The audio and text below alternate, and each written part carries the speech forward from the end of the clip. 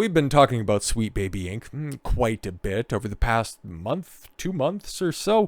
Actually, probably even further back than that. But regardless, their overarching purpose, the whole infusion of DEI, diversity, inclusion, and equity policies within the video game sphere, their entire purpose of doing that under the guise of a consultancy firm. Oh, we didn't write all of those characters. We just noted everything to death and told you with an implicit wink and a nod that if you didn't take our notes seriously, we would go to our marketing department, in the words of CEO Kim Belair. We'd have a coffee, we'd have a sit down with the marketing department and then terrorize them into getting exactly what you wanted out of your developers. There's also what has been pointed out is that Sweet Baby Inc., while they're the biggest fish in this toxic pond, they ain't the only ones that are in there. There's a multitude of other groups, and one of which that I pointed out was also Black Girl Gamers. Unironically, that's another consultancy firm, which guess what their speciality is? Oh yeah, go figure, right? But Forspoken Consultant, if you don't remember what Forspoken is, that was the game. That was the game that released at the beginning of last year. I think it dropped to February, probably February, because, for obvious reasons of 2023. And it was received so poorly. It flopped so hard. It got Square Enix out of Western development. Terrible game, atrocious game, mostly because, you have a character that sucks who spews some of the worst dialogue this side of Zack Snyder. It's just atrocious all the way around. And who's responsible for noting that stuff into the ground? Oh, right, Black Girl Gamers. So when everybody else is out there looking for other Sweet Baby Inc.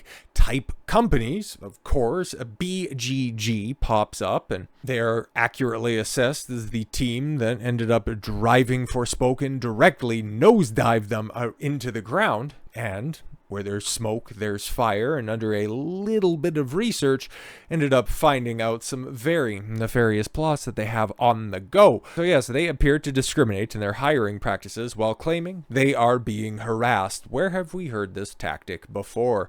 A video game consultant organization, Black Girl Gamers, that consulted on Square Enix's a disastrous Forspoken game, appears to be discriminating in their hiring practices while simultaneously claiming they are being harassed. Oh no, they cry out in pain when they strike you. Back on February 19th, the organization appeared to post a job opportunity on X, limiting the applicants based on race and gender. It's also something that they do when it comes to engaging with their community. The organization wrote on looking for Black women content creators that make Dungeons and Dragons content for more potential brand work. Hit us up. Okay, you're trying to find brand deals for a subsection of a group. Okay, ironically, a little less than a month later, the organization claimed it was being harassed while not providing any evidence. Wow, shocker! It posted on X, the amount of harassment we've received lately due to this Gamergate 2 is not surprising. Gamers that thought the industry revolved around them and their comforts are now realizing it doesn't. We've had emails, comments, and threats. But you know what? We're not going anywhere. Yeah, we know. And nobody really cares if we're being completely honest. But, okay, cool. There you have the post that's out there. Okay, 40 comments, 194 retweets, quote retweets, 325 likes, really setting the world on fire, 38,000 views. Okay, cool. But then you have their rage post that's out there. Okay, 1,000 comments, 376 retweets, 630 likes, and I'd imagine a bulk of those comments are receipts. You got any receipts that are out there? But interestingly, in the post, shortly after that one, the organization implied that telling it you're not being harassed is harassment.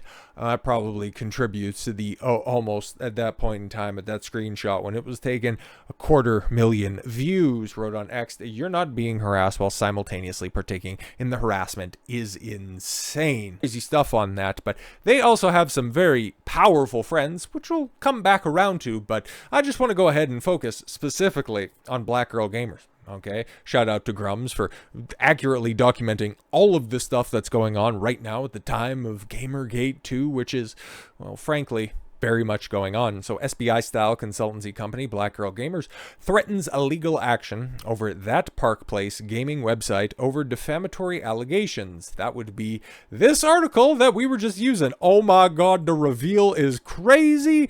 They go on to say they will pursue legal action against anyone who links to that Park Place's article or spreads it in any manner. Oh my god, guys, my channel could be under attack by Black Girl Gamers. However, will I survive?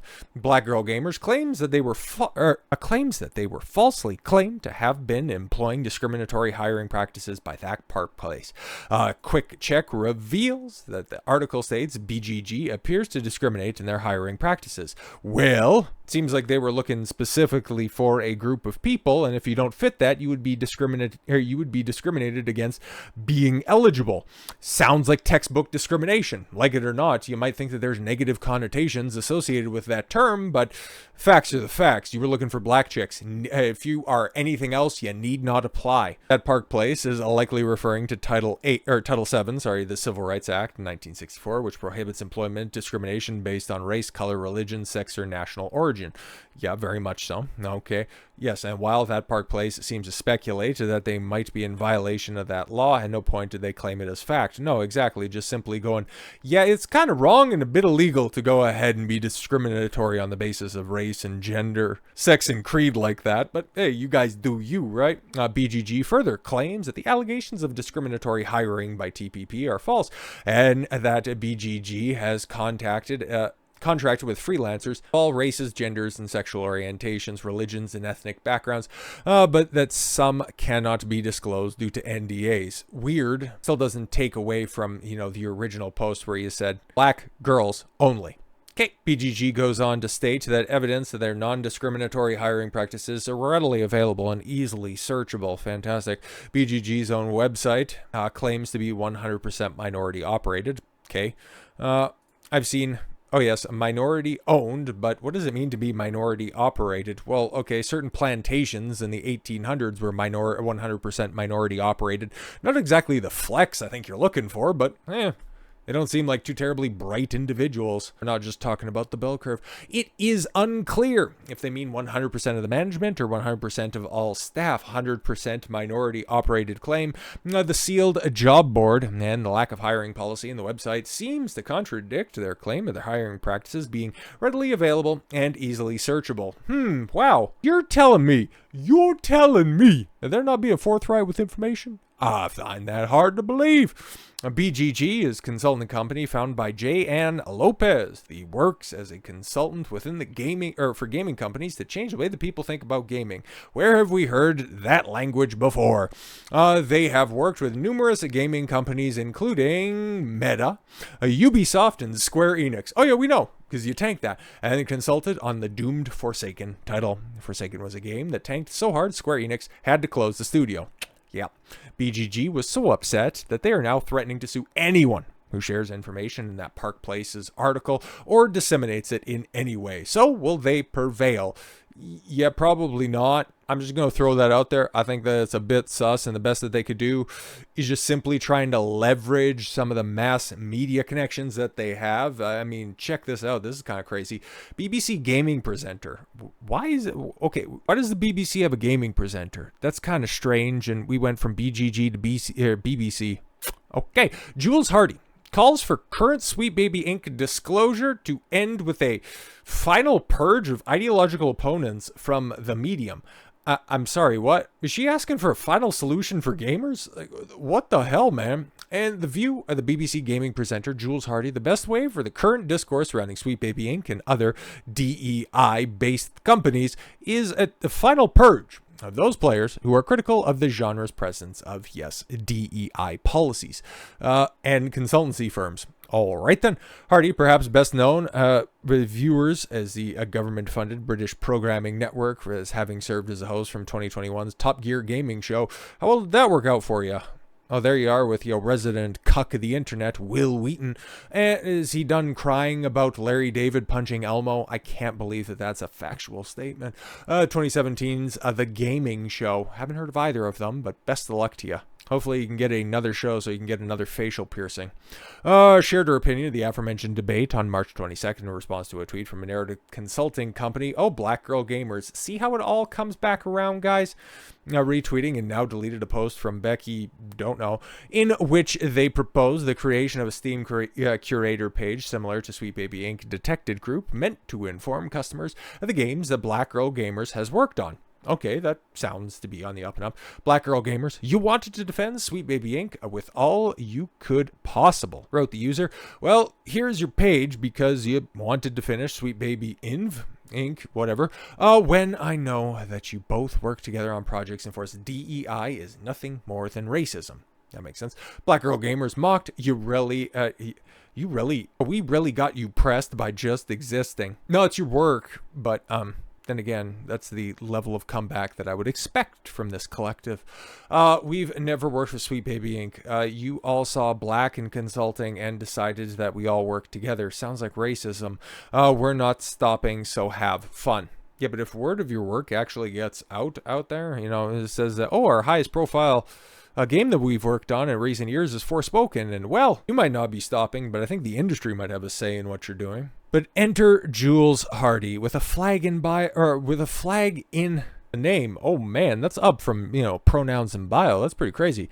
Can we agree, this is her words, that for round 2 of this, because they're all shook by Gamergate, it can be the final purge of these kind of gamers? It's 2024. I've been arguing about this for decades.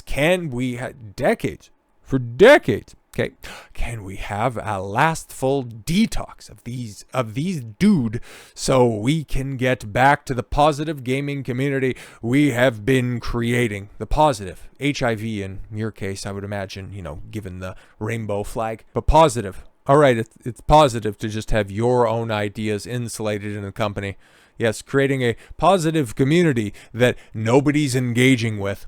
Sounds fantastic, but when it comes to Black Girl Gamers, okay, you got somebody who has left the ideological plantation in the form of Gothix.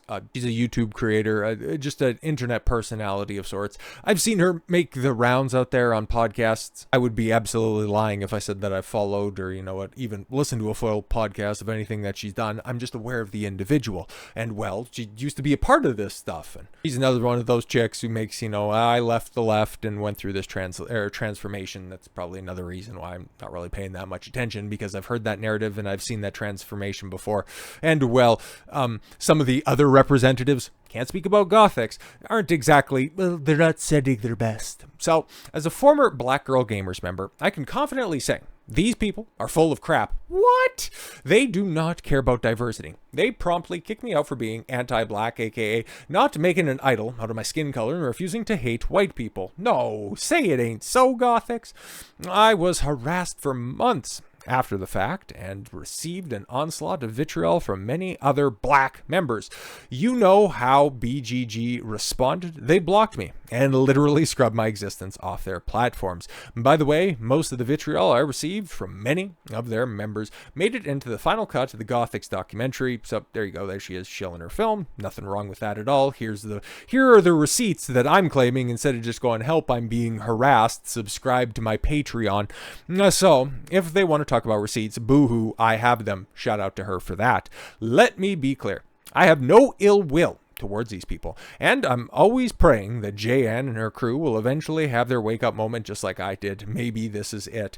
Well, we can kind of see from BGG doubling down and then also out there just threatening spurious lawsuits, not like other lawsuits that have been threatened that actually have meritorious grounds. These ones are just simply, stop exposing what we're doing. Stop making the public aware of the kind of crap that we're trying to pull behind the scenes. Otherwise, we're going to get you locked up in legal lawfare that we can't actually fund, but the dark money, not that type of dark, is actually, going to be locking you down and bleeding you dry while we continue to do the exact same for the gaming industry. So with all that said, thank you all very much for the gift of your time. I've been Don Consuelo. I want you to follow your gut and get after it. Take care, everyone.